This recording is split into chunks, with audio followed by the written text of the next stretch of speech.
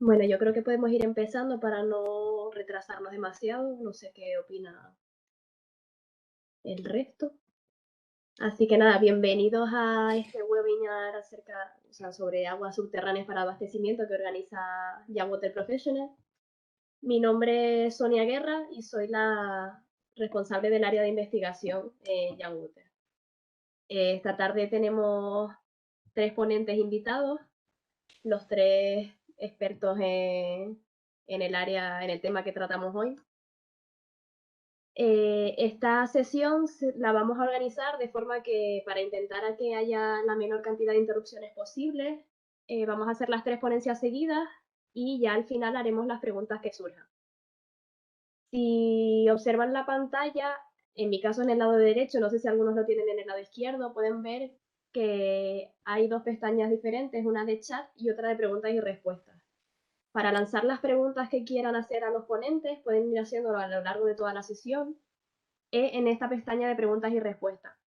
Cuando lancen las preguntas, por favor, diríjanmelas a mí, Sonia Guerra, o a todos, y no a los ponentes en particular, porque si se las envían a ellos puede que no las veamos. Así que, sí, mucho más que añadir. No quiero yo enrollarme y dar paso realmente a lo importante aquí, que son las ponencias. Voy a dar paso a la primera persona que nos va a contar aquí algo sobre las aguas subterráneas, que es Sergio Gómez. Sergio Gómez es licenciado en Ciencias Ambientales y trabaja en el área de gestión de recursos hídricos del canal de Isabel II desde hace 6 años, si no me equivoco. Así que, Sergio, todo tuyo, lo que nos quieras contar, que somos Vale. todo oídos. Bueno, primero buenas tardes a todos. ¿Se me escucha bien, Sonia? Perfecto, Sergio. Vale. Bueno, pues nada, primero gracias Sonia por la presentación y sobre todo, bueno, gracias a los John Water por la invitación a este evento y bueno, por darnos la oportunidad de realizar este webinar eh, para intentar hacer un poco más visibles las aguas subterráneas, justo en este año en el que, bueno, pues la temática del Día Mundial del Agua son precisamente estas aguas subterráneas, ¿vale? En mi ponencia de hoy voy a hablaros acerca del agua subterránea dedicada al abastecimiento de poblaciones y un poco el contexto general que es necesario analizar para saber si disponemos de unas condiciones favorables o unas condiciones desfavorables para un potencial aprovechamiento de estas aguas subterráneas. Para comenzar, siempre me gusta comenzar con estos datos, pues ya que representa sobre una perspectiva global la importancia y el valor que tienen las aguas subterráneas. Para que os hagáis una idea, de todo el agua que hay en la Tierra, el agua salada supone alrededor de un 97% y solo el 3% de agua es dulce, ¿vale? De este 3% de agua dulce, si nos centramos solo en el agua disponible, el agua subterránea supone un 30% del agua dulce disponible frente a tan solo el 0,3% del agua dulce superficial. Por todo ello, este agua subterránea es de gran importancia, ya que supone, primero, por un lado, un sustento para los ecosistemas y para la vida en general, y por otro lado, bueno, suponen un motor económico mundial, ya que estas aguas subterráneas de forma global se utilizan en un 30% en procesos industriales, en la agricultura también se utilizan estas aguas subterráneas en un 40%. Y, por supuesto, en lo que nos vamos a centrar hoy en esta ponencia, se utilizan como un recurso para el abastecimiento de población, ¿vale? Suponiendo casi un 50% de estas aguas subterráneas las que se dedican al uso como agua potable. Este uso como agua potable es debido principalmente a que estas aguas subterráneas son unos recursos que presentan una menor variabilidad estacional que los recursos superficiales y por lo tanto pues suponen una mayor garantía de suministro en muchos de los casos. Por lo tanto, el agua subterránea, entendida como agua dedicada al abastecimiento de las poblaciones, tiene una importancia que va desde una perspectiva global hasta una perspectiva un poco más local. De esta manera, en la primera imagen, bueno, pues podéis ver en los colores azules verdosos todos los países con un porcentaje de uso de aguas subterráneas para el abastecimiento. ¿vale? Pasando a una escala más europea, como podéis ver en la imagen que se sitúa en el medio, en la que se representan los países con un consumo de agua subterránea para abastecimiento y en el que, como veis, en primer lugar destaca Dinamarca, ¿vale? Que es un país en el que todo el agua que consumen es de origen subterráneo. ¿Vale? Y por último, la imagen que veis a la derecha es una imagen ya más a escala local, donde se ve las aguas subterráneas en las diferentes comunidades aquí en España y su uso para abastecimiento. Algunas cifras así que os puedan sorprender y que se os queden en la cabeza, que además justo hace algunos meses la propia ministra de Transición Ecológica estuvo actualizando. Bueno, pues se utilizan unos 1.500 hectómetros cúbicos al año solo de aguas subterráneas dedicadas al abastecimiento. Se abastece en torno a los 12 millones de personas con este recurso y el 23% del agua utilizada para consumo humano en España procede de acuíferos, incrementándose hasta el 40% en zonas costeras, ¿vale? Por lo tanto, bueno, pues como podéis ver, es un recurso importante y relevante esta utilización de estas aguas subterráneas a todas las escalas. Bueno, ahora bien, para poder lograr un abastecimiento óptimo con aguas subterráneas, pues debemos considerar el contexto de nuestra explotación, ¿no? Para ello, bueno, pues es relevante estudiar tanto el contexto socioeconómico y ambiental. Aquí, bueno, pues deberemos tener en cuenta si nuestra explotación va a ser a grandes núcleos poblacionales o a pequeñas poblaciones, si van a existir otros usuarios en el acuífero y cómo pueden afectar una explotación conjunta de todos los usuarios. También deberemos conocer el radio de influencia en los diferentes ecosistemas, valorar si existen conexiones río-acuífero, estudiar posibles influencias de intrusión marina, así como pues, otras influencias que puedan darse en cada situación concreta. Otro contexto que tendremos que tener en cuenta y que deberemos responder es la dinámica en la explotación de los recursos. Es decir, si la explotación de nuestras aguas subterráneas para abastecimiento va a ser individual, una explotación solo con recursos subterráneos, o va a ser una explotación mixta con una mezcla de recursos superficiales y subterráneos, ¿vale? Esto puede hacer, bueno, pues que las condiciones químicas de calidad del agua varíen. Por último, de forma más general, necesitaremos un conocimiento del propio acuífero, ¿vale? Donde pretendemos realizar nuestras extracciones.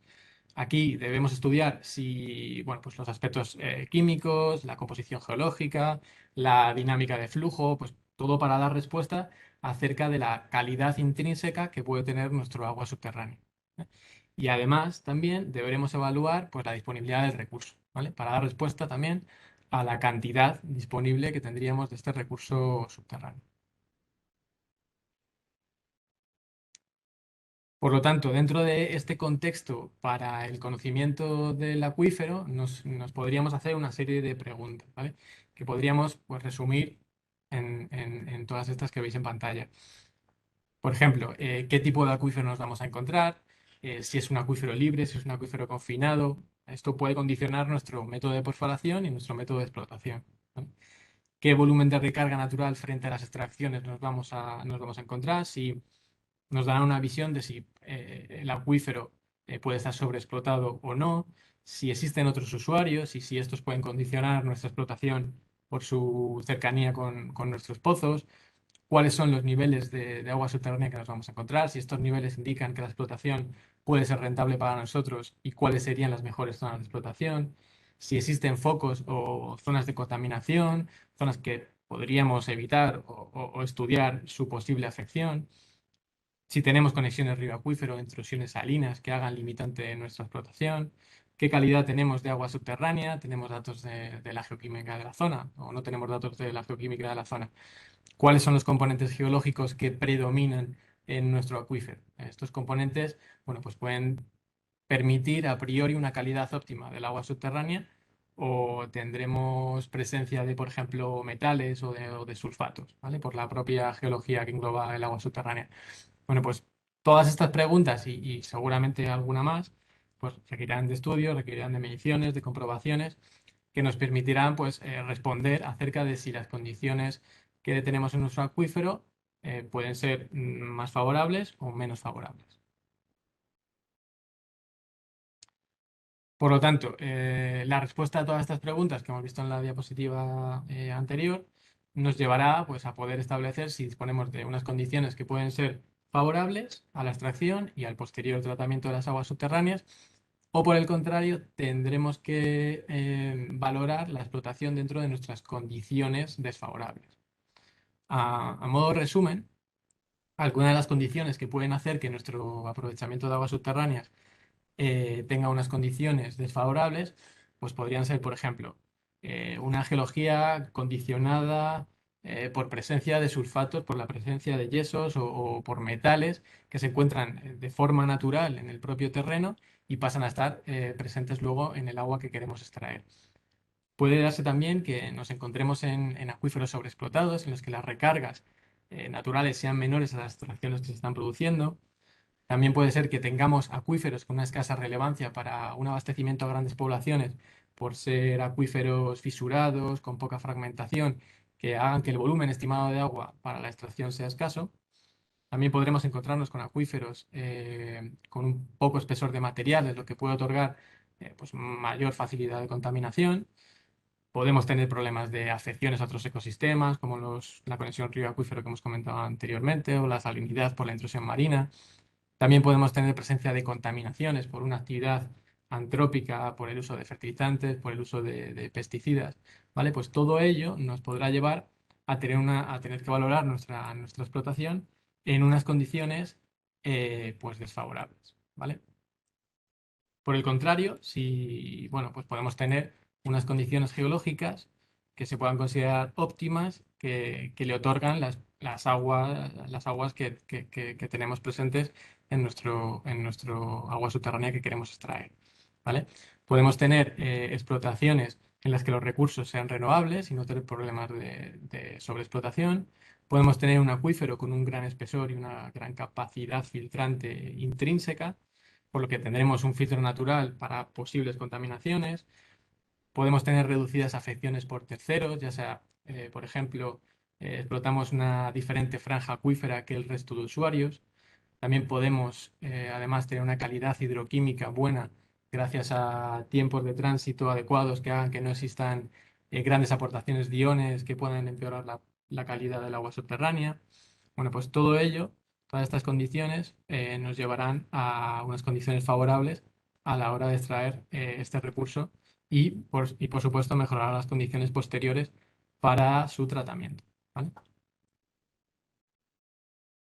Bueno, después de ver unas condiciones muy generales que pueden hacer que nuestro acuífero sea un acuífero favorable o desfavorable para una explotación de aguas subterráneas desde una perspectiva muy general, sí quería traeros un ejemplo de un acuífero con unas condiciones favorables para su explotación como abastecimiento, ¿vale? Es el acuífero terciario detrítico de Madrid, el ATDM, es el acuífero bueno, pues que principalmente explotamos aquí en el canal de Isabel II.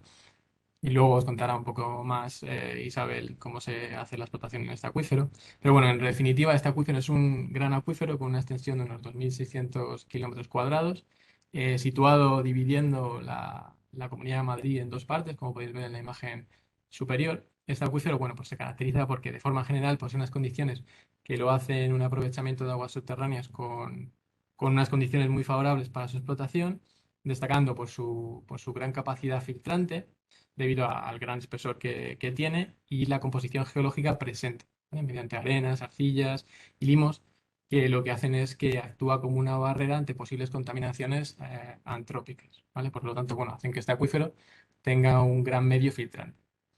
Otra característica es que es un acuífero con una disponibilidad de recursos renovables, es un acuífero que no está sobreexplotado, pero una de las características que habría que destacar es que presenta una alta calidad química debido a las condiciones geológicas intrínsecas de la zona, ¿vale? Ya que, bueno, pues después de varios estudios se ha comprobado para las explotaciones que hace Canal que la explotación más óptima en cuanto a la calidad del agua extraída era por medio de explotar la franja intermedia que veis aquí, ¿vale? Bueno, pues debido a que en esta franja intermedia había dos variables que la hacían pues que fuera la idónea para su explotación. La primera es que reduce la afección a la explotación de terceros, porque los terceros explotarían la parte más superior del acuífero. Y otra es que presenta unas conductividades adecuadas para su incorporación al abastecimiento, ¿vale? En cuanto a salinidad. No, por ejemplo, el acuífero situado más abajo, este presentaba condiciones salinas muy altas, por lo tanto, se quedaba descartado para la explotación como abastecimiento, ¿vale?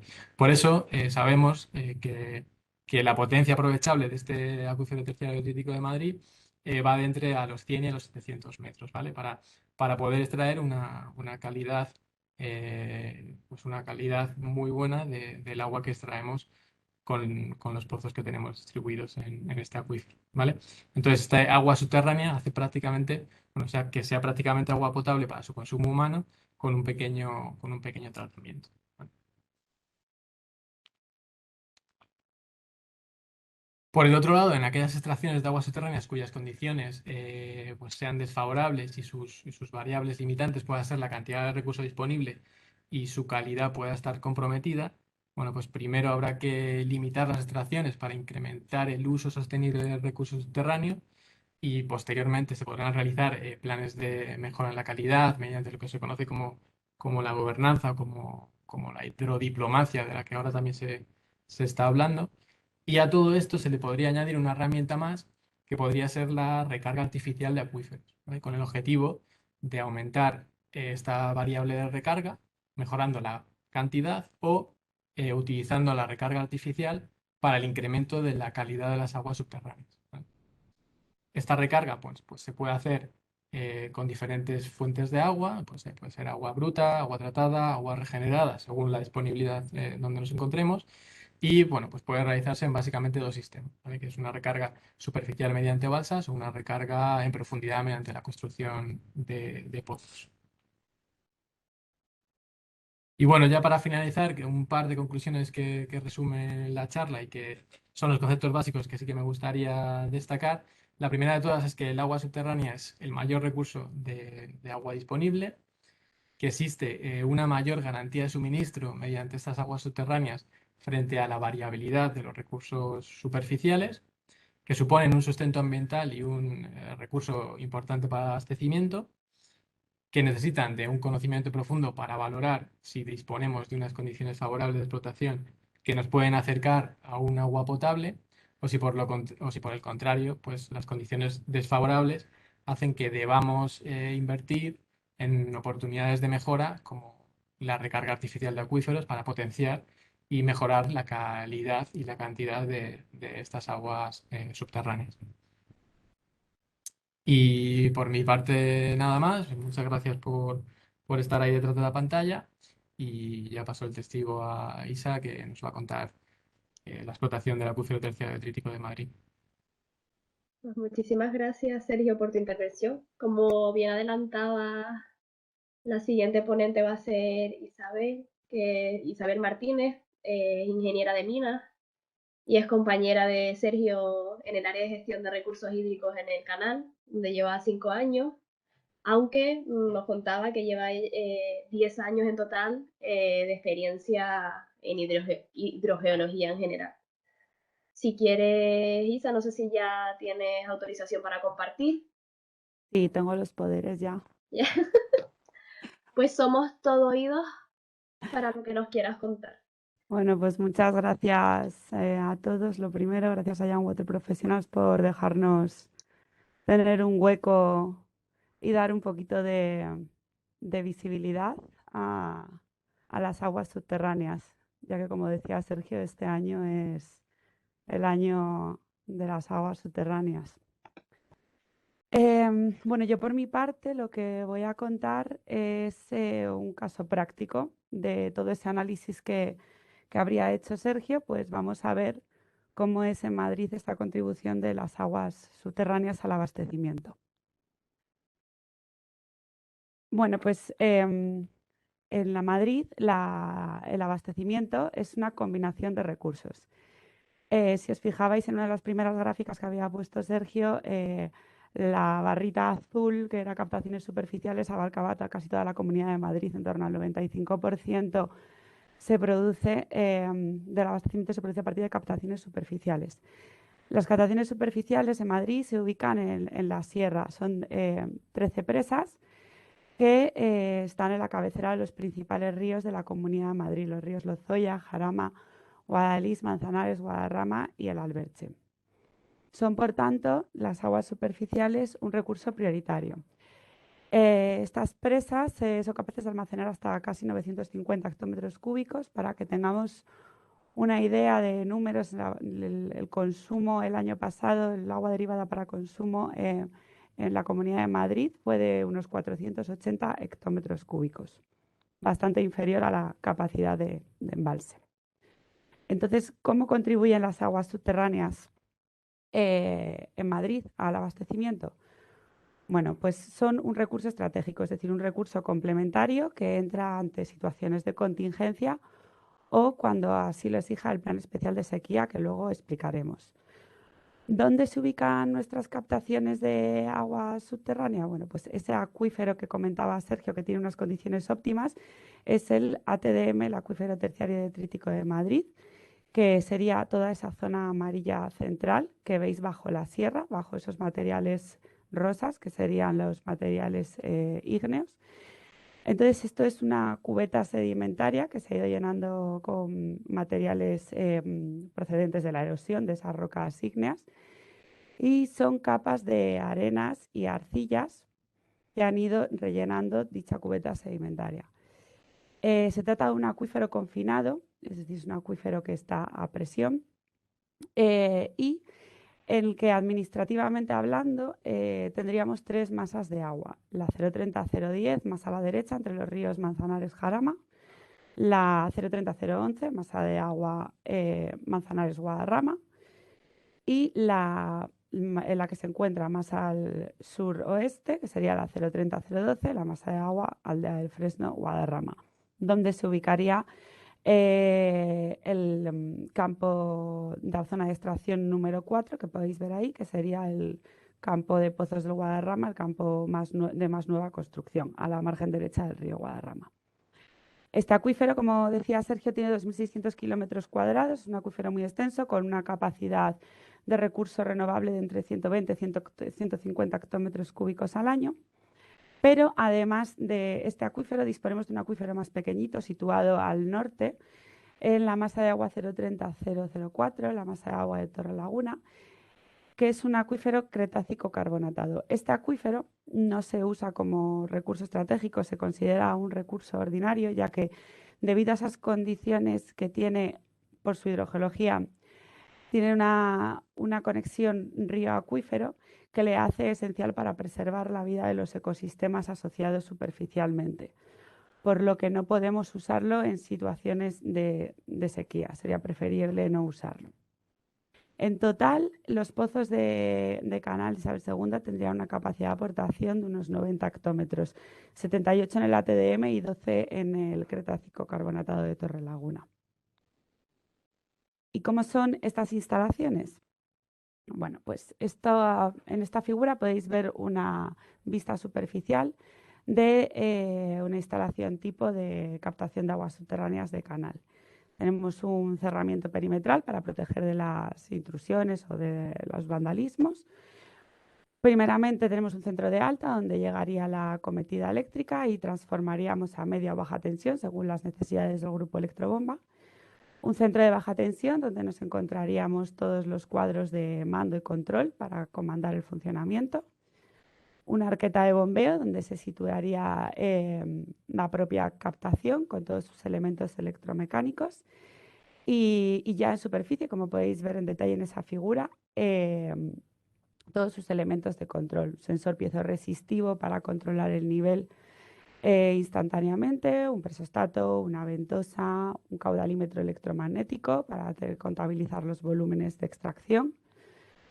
Y luego ya tendríamos una tubería hacia desagüe y una tubería que se incorporaría bien, en este caso, a el canal, a una conducción en lámina libre, o también podría ir a un depósito o a una arteria a presión. E internamente, ¿cómo son estas captaciones? Bueno, pues en el acuífero terciario detrítico de Madrid, los pozos, por las condiciones que comentaba Sergio de explotación óptimas, tienen profundidades entre 400 y 700 metros para explotar ese acuífero dulce óptimo en calidad. Esos pozos están entubados en 450 milímetros y la tubería de la bomba de explotación iría hasta unos 360 metros de profundidad y por encima de ella se colocaría la tubería de impulsión de 200 milímetros de diámetro y bombearíamos con caudales entre 40 y 100 litros segundo y los niveles piezométricos que manejamos en estas profundidades oscilan entre los 100 y 160 metros en estático, es decir, en situación de parada. La figura que veis a la izquierda es una grúa instalando un grupo electrobomba en uno de los pozos de canal.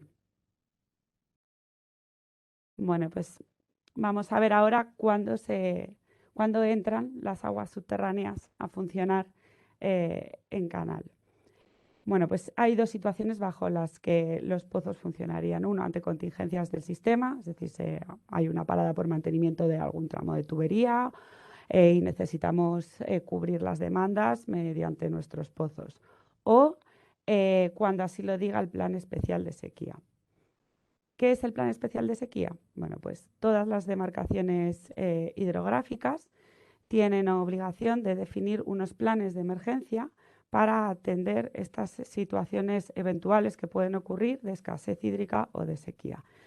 Nosotros pertenecemos a la Confederación Hidrográfica del Tajo, que es nuestra autoridad hidráulica, y existe un plan especial de sequía vigente desde noviembre del 2018 en el que se establecen una serie de indicadores. Estos indicadores lo que tienen en cuenta es el agua embalsada en nuestras presas, las aportaciones hídricas, es decir, la lluvia esperable, los caudales ecológicos que debemos de mantener, unos niveles de base en el acuífero y unos niveles base en los embalses y las demandas que debemos atender.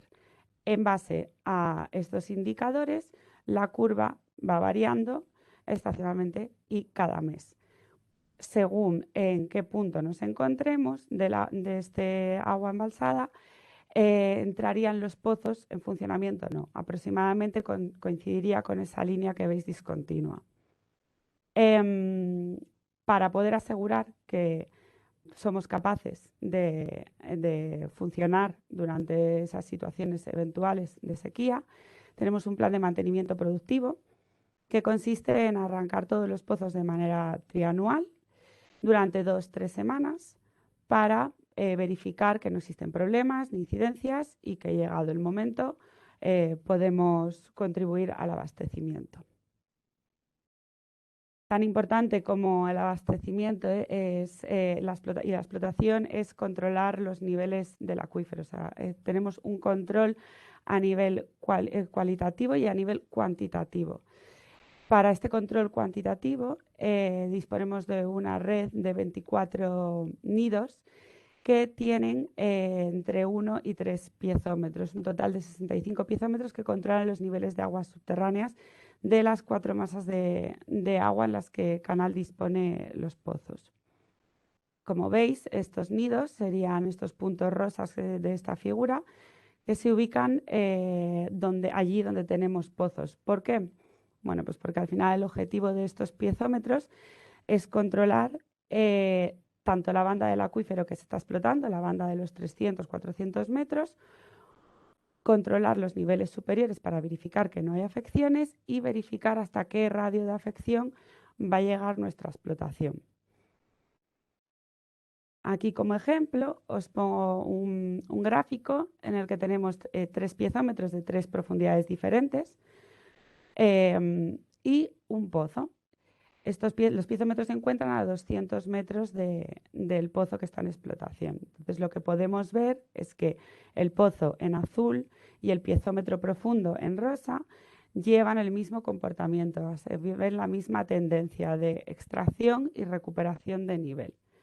Y las bandas superiores de los acuíferos, donde se ubican otros usuarios, no se ven apenas afectadas a corto plazo por las extracciones que nosotros realizamos al estar afectando a esa banda más profunda. Y por mi parte, nada más, voy a pasarle el turno a Carlos, que os va a hablar un poquito más de lo que es calidad. Pues muchísimas gracias, Isa, por este punto de vista así un poco más aplicado. Recuerdo a los asistentes que pueden ir mandando las preguntas por, eso no en el chat, sino en el apartado de preguntas y respuestas, que las leeremos al final. Ahora doy paso a Carlos Magarzo, que es hidrogeólogo, lleva ya 10 años trabajando en esto de la hidrogeología y trabaja actualmente en ICOM. A lo largo de su carrera ha hecho labores tanto de investigación como de consultoría. Y pues ahora, Carlos, si ya tienes el poder, como dice Isa, somos todo oídos para que nos cuentes pues, lo que nos tengas que contar tú sobre las aguas subterráneas. Vale, pues nada, muchas gracias por, sobre todo a la organización por invitarme a participar en el webinar, que creo que es una excelente oportunidad porque en el foro hay un montón de profesionales de distintos perfiles y que de alguna manera u otra estarán presentes en el futuro de la gestión y la preservación del agua subterránea. Así que seguro que sacamos algo bueno en el futuro. Y bueno, continuando con lo que Sergio e Isabel habían ido avanzando, vuelvo a insistir en identificar el agua subterránea como un recurso necesario. Es un recurso necesario y también es un recurso relevante. Por contextualizarlo aquí en Cataluña, donde yo tengo mi ámbito de trabajo principalmente, pues aquí se extraen unos 600 hectómetros cúbicos al año, que es equivalente al volumen de las cuencas internas de Cataluña, a los embalses. También es importante saber que es un recurso finito, que aunque no se vea, pues ni hay todo lo que, o sea, ni podemos ver que no haya nada o no podemos pensar que es un recurso infinito. Y tiene que ser un recurso que tenga que coexistir con otras fuentes de abastecimiento, como son las aguas superficiales o en zonas costeras también la desalinización.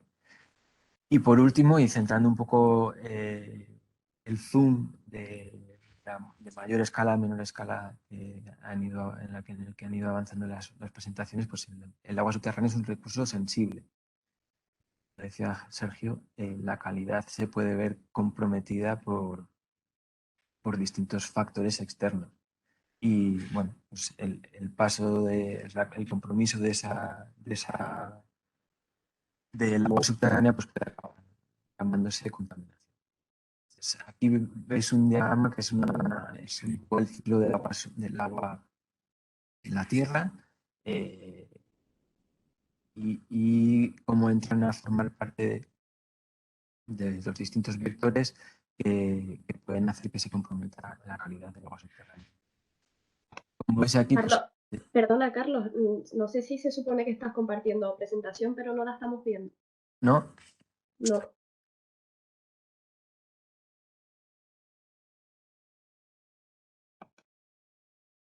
Ahora sí.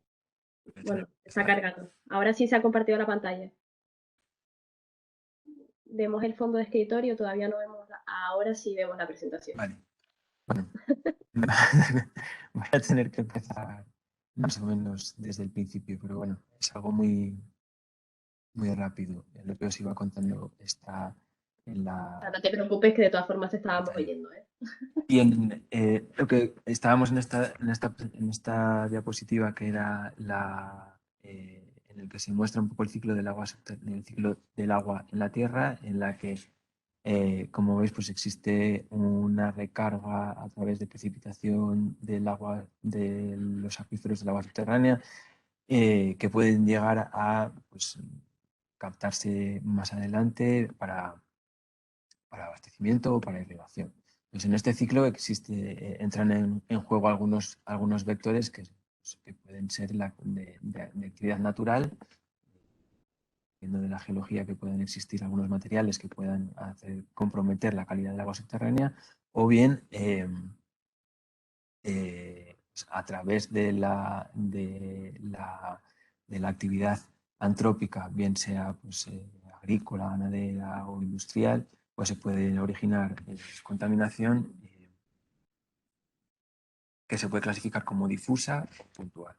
La difusa realmente es eso, es un tipo de contaminación que no está localizada en una zona pequeña, concreta, sino que está localizada en una zona muy amplia y no se puede identificar realmente un punto exclusivo de origen. Por el contrario, la puntual está más asociada a fuentes localizables en las que normalmente se puede identificar un foco.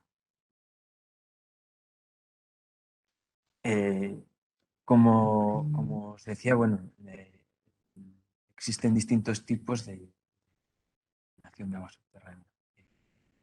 Desde la parte natural pues, se puede ver afectada por la misma naturaleza de la geología, porque existan metales pesados, porque existan rocas evaporíticas que pueden disolverse con la actividad del agua subterránea, también por estar cerca del mar, porque se puedan ver influidas por la acción de la cuña salina que hay debajo del agua subterránea. Y también, pues, parte de la contaminación difusa, cualquier uso de fertilizantes, de pesticidas puede hacer que a través de la lluvia se recargue y puedan llegar estos compuestos al agua subterránea. También en la actividad de la ganadería pueden llegar a afectarse por los residuos que genera la ganadería y los mismos fármacos que se utilizan de la cría de animales. En cuanto a la puntual, pues esto es un poco más fácil de identificar. Siempre es derivada de la actividad industrial, puede ser de muchos tipos, de industria química, industria petroquímica, farmacéutica, industria no tan pesado como puede ser el suministro de carburantes, incluso actividad comercial cotidiana como son pues, talleres, vertederos de residuos urbanos, etc.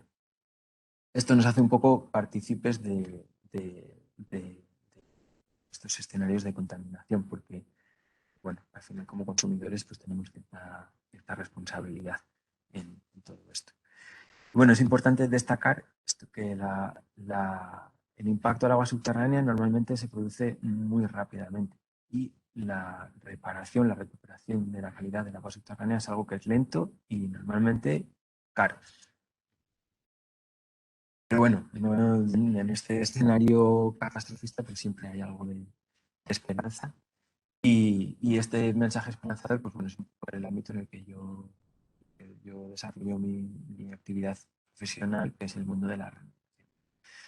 Entonces, a través del conocimiento del medio subterráneo, y en este ámbito siempre se dice que las aguas subterráneas y el suelo son todo uno, y en ellas existe un trinomio en el que coexisten en los poros del suelo tanto el agua subterránea como el suelo en sí, el material geológico que conforma los acuíferos, como las fases que están en vapor. Pues cualquier afección que pueda llegar al medio subterráneo, pues acabaremos viendo que se aloja dentro de los intersticios de los poros de los acuíferos.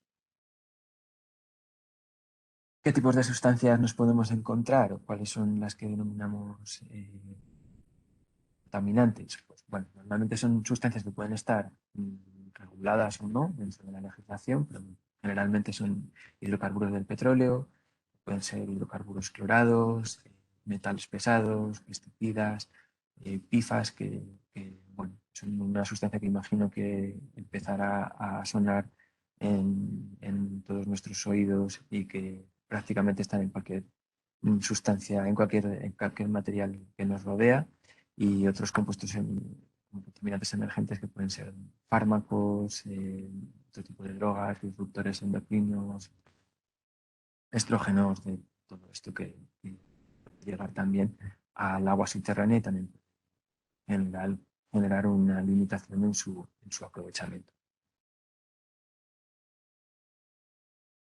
bueno, a partir de conociendo el tipo de compuesto, pues bueno, se pueden aplicar distintas técnicas.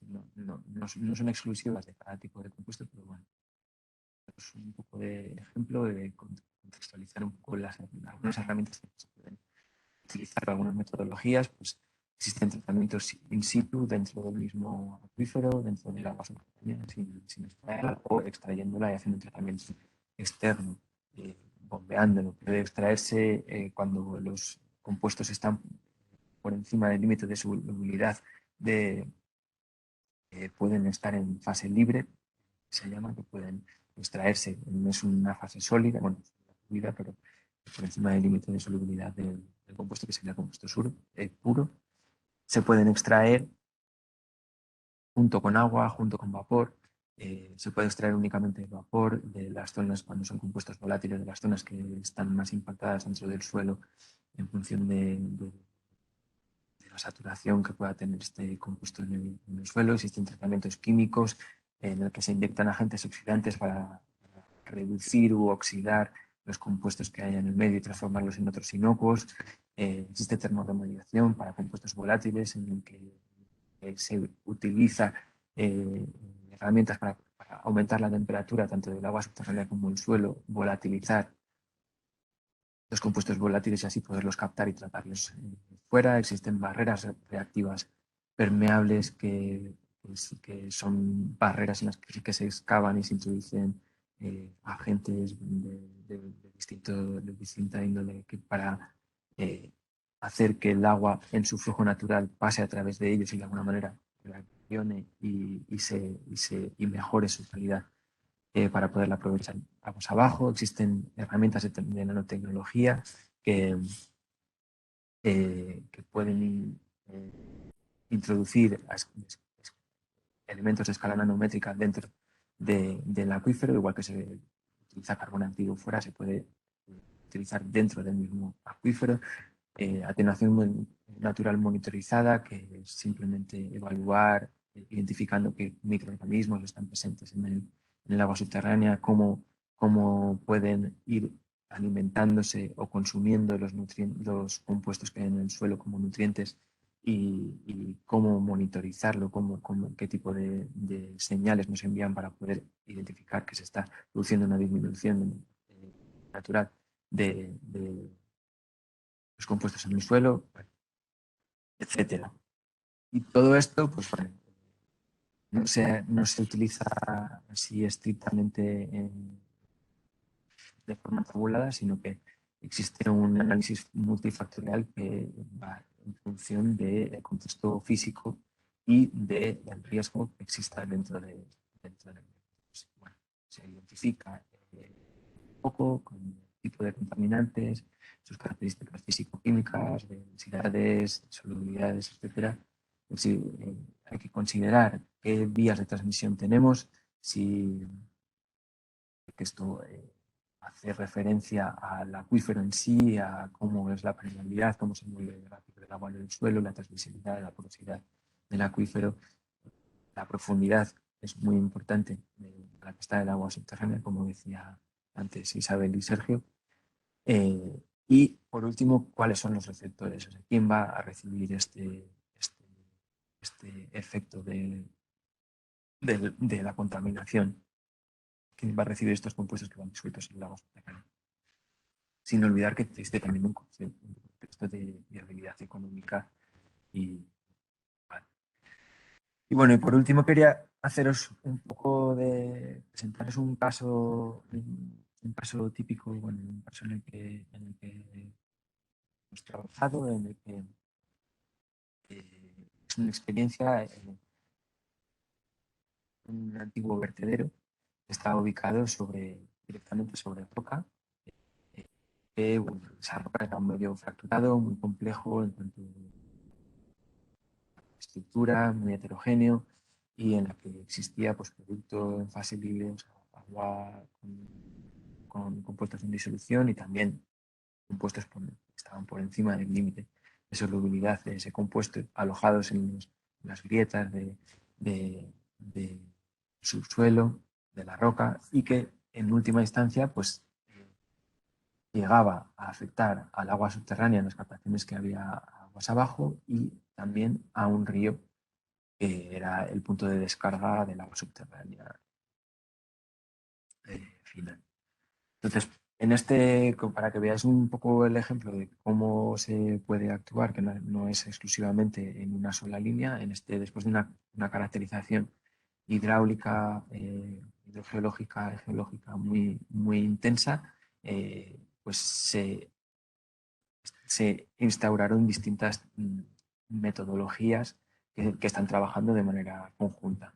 Tanto un bombeo de algunos pozos construidos en profundidad, porque son compuestos muy densos que se van hacia el fondo del acuífero y bueno, se han ido bombeando tanto en fase libre como en disolución.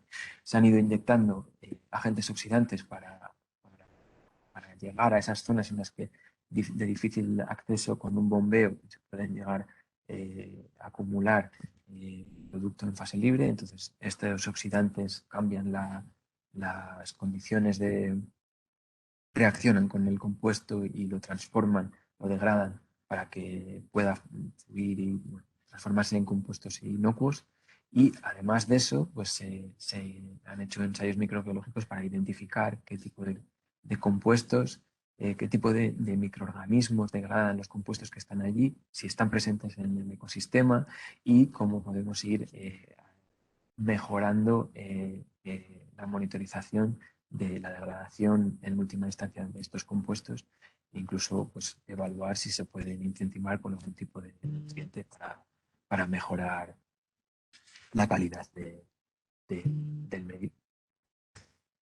Y bueno, pues eso es lo que os puedo contar por mi parte. Si tenéis alguna duda, Pues muchísimas gracias, Carlos. localizaré. Y aprovecho a darle las gracias otra vez a Isa y a Sergio por las intervenciones que han hecho. No sé si se han dado cuenta, pero quiero poner en valor el hecho de la comunicación interna que ha habido entre los ponentes para no repetir información, para mostrarnos cosas diversas. Vemos casos prácticos un poco más y un poco más de teoría. Y voy a aprovechar para lanzarles en estos 10 minutitos que tenemos algunas de las preguntas que nos han ido haciendo. Nos comentaban Sergio e Isa que en el caso de Madrid, las aguas subterráneas no es un recurso que se utilice continuamente, sino como en caso de necesidad, ¿no? En casos así un poco más puntuales. Y a raíz de esto nos preguntaban que, como en toda España se está hablando de sequía, si en Madrid también puede haber problemas de sequía pronto o este año incluso. No sé si eso. Respondo yo, Sí, Sergio. sí. Sí, contesta tú si quieres. Vale, a ver, la Confederación hace un seguimiento de estos índices que comentaba y hace todos los meses saca una valoración de ese índice y la situación actual y en los últimos meses y en los últimos años es de absoluta normalidad. O sea, no hay previsión de sequía, la situación es totalmente normal, estaríamos en la franja verde. Estos informes se pueden descargar de la página de Confederación por si hay interés.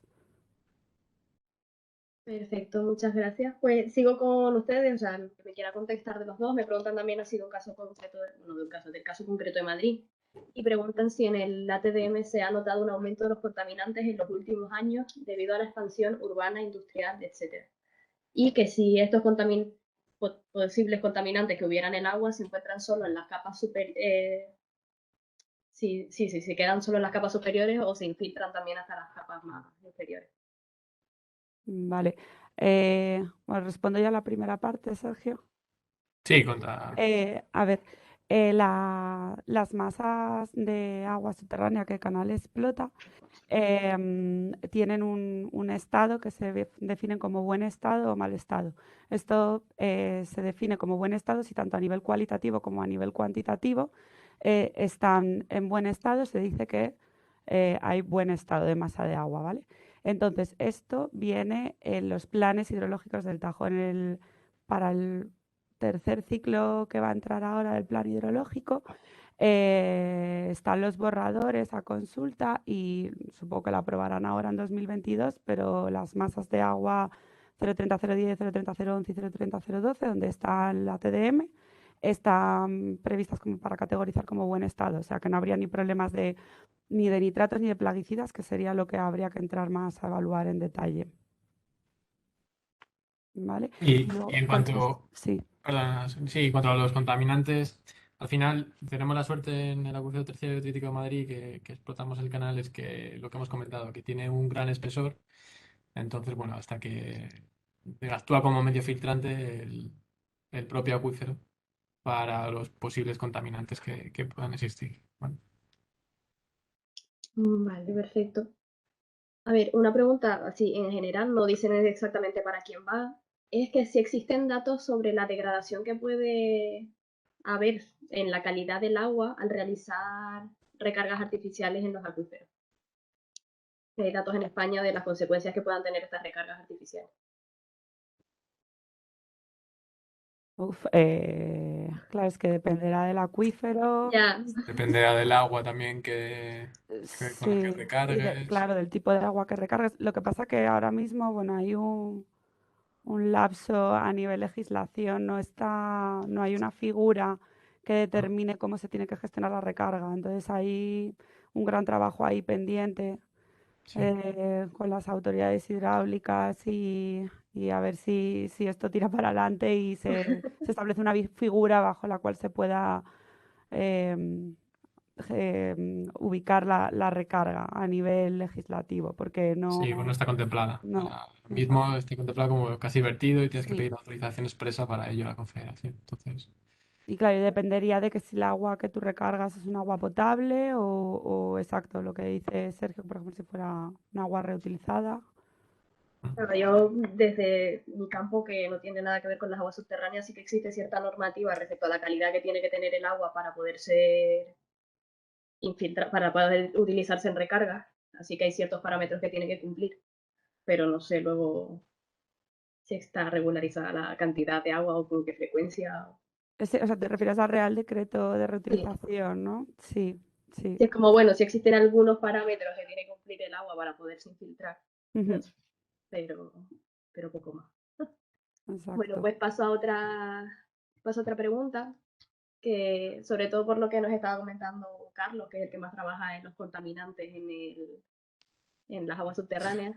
Pregunta Marina si se han encontrado, o tienes tu constancia de que se hayan encontrado microplásticos en aguas subterráneas.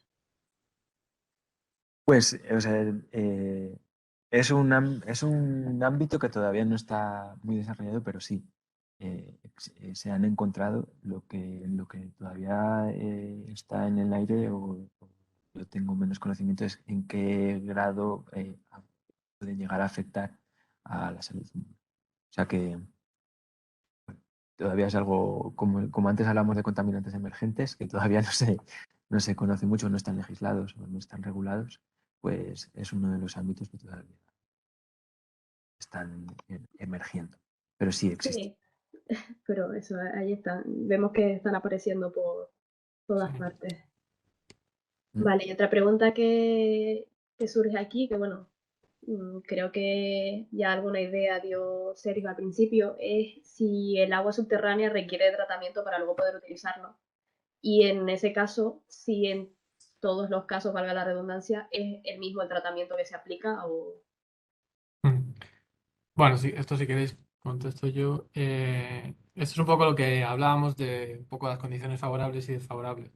Es decir, si el agua subterránea sí la tendremos que tratar y el tratamiento será más complicado o menos complicado dependiendo un poco de las condiciones que tengamos de ese agua extraída.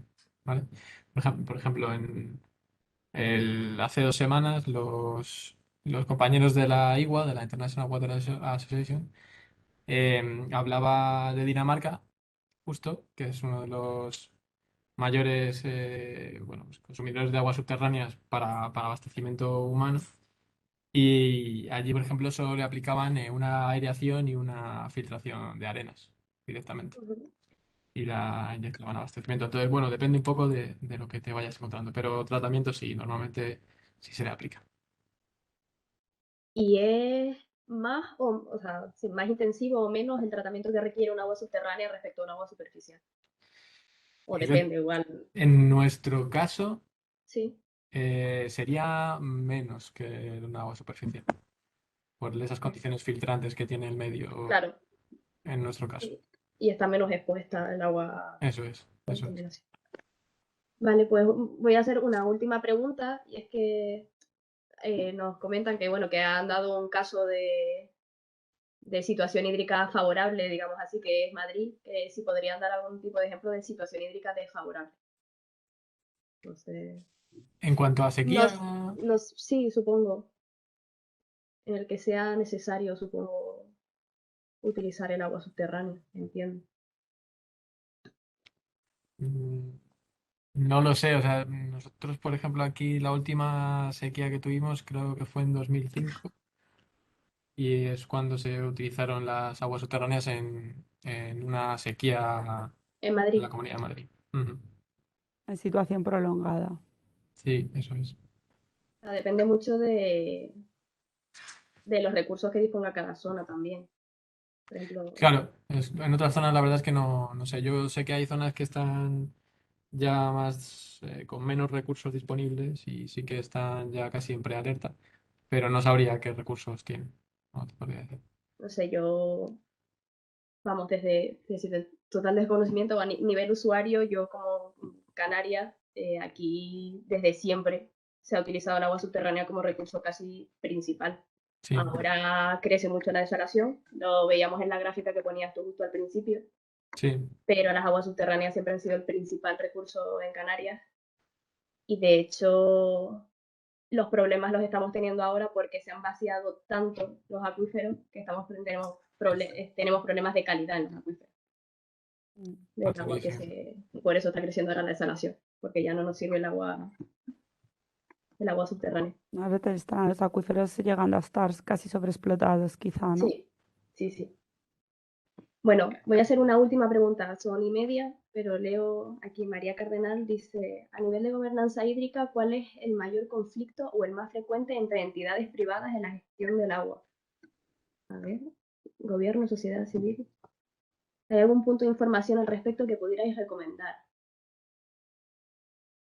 No sé si a alguien le... No he entendido bien la pregunta. ¿Qué? La leo tal cual, dice, a Sí. nivel de gobernanza hídrica, ¿cuál es el mayor conflicto o el más frecuente entre entidades privadas de gestión del agua, gobierno, sociedad civil y otras empresas que emplean este agua? ¿Hay un punto de información al respecto que pudierais recomendar? Yo no De sé, gobernanza. lo de conflicto no lo sé. A ver, nosotros Canal es decir que somos un usuario más. Entonces, al final, nosotros como si fuéramos un usuario particular, hacemos nuestras solicitudes, nuestras tramitaciones para obtener nuestras concesiones y en base a lo que nos otorgan podemos funcionar. Pero conflicto no sí, yo, entiendo. yo creo que igual para terminar la ponencia, yo creo que el conflicto precisamente igual está en lo que decíamos al principio, en que son unas aguas subterráneas muy invisibles que quizás no se consideran tanto a nivel de gestión, a nivel de preocupación ambiental, a nivel de recurso propio. Entonces, bueno, ahí surgen diferentes conflictos porque hay diferentes partes interesadas y es un poco lo que hay que tratar de poner un poco encima sobre la mesa para, bueno, pues para intentar comprender mejor todo este agua subterránea. Entonces, no sé, yo creo que puede ir por ahí un poco. No sé si es una pregunta difícil, la verdad. Sí, sí, la verdad que sí es difícil. Y Pero, depende mucho del sector.